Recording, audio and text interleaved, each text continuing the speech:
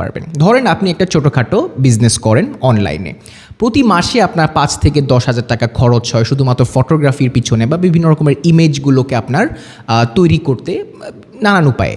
হঠাৎ করে আপনি একদিন আবিষ্কার করলেন যে চ্যাট জিপিটিতে কিংবা জেমিনাইয়ের মধ্যে যদি আপনি কিছু প্রম্পট দেন তাহলে একটা চমৎকার ইমেজ বের হয়ে আসে। আপনি ওপেন এআইয়ের একটা সাবস্ক্রিপশন কিনলেন এবং সামান্য কিছু প্রম্পটিংয়ের মাধ্যমে দেখলেন যে বেশ ভালোই ছবি জেনারেট হয় এবং একদিন দুদিন যেতে যেতে আপনি দেখলেন যে আপনি বেশ ভালোই ছবি জেনারেট করতে পারেন।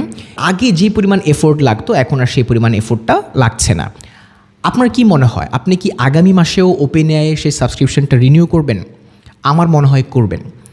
এই যে আপনি সাবস্ক্রিপশন রিনিউ করছেন বা যারা এই সাবস্ক্রিপশন বিক্রি করছে তারা কারা?